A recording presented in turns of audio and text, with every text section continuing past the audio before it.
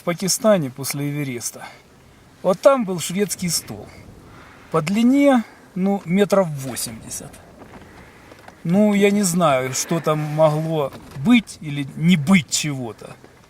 Мы начинали с лангустов, омаров, куриц, рыбы 20 сортов, которые прям при тебе жарят. Ты тыкаешь пальцем, и тебе все это жарят.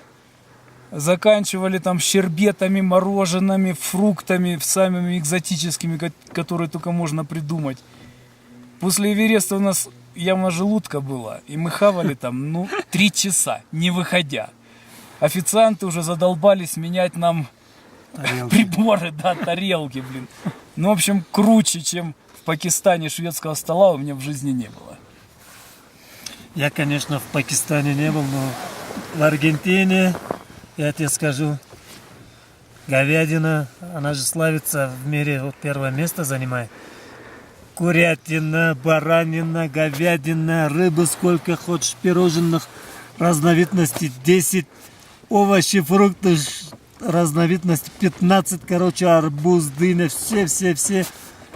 10 баксов платишь, наедайся сколько хочешь, хоть ведрами ешь. А выносить, конечно, ничего нельзя.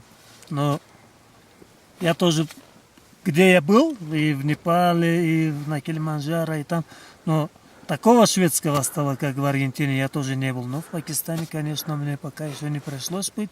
Но будем, там тоже попробуем.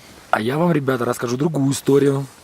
Самый классный шведский стол сегодня случился на 5200 в высотном лагере Маккинли. Это опять же все благодаря девчонкам. Тут было все. И рыба, и мясо, и орехи, и печенье, и ММДМС. Что вы там еще хотели? Стейка не было, но было классное мясо.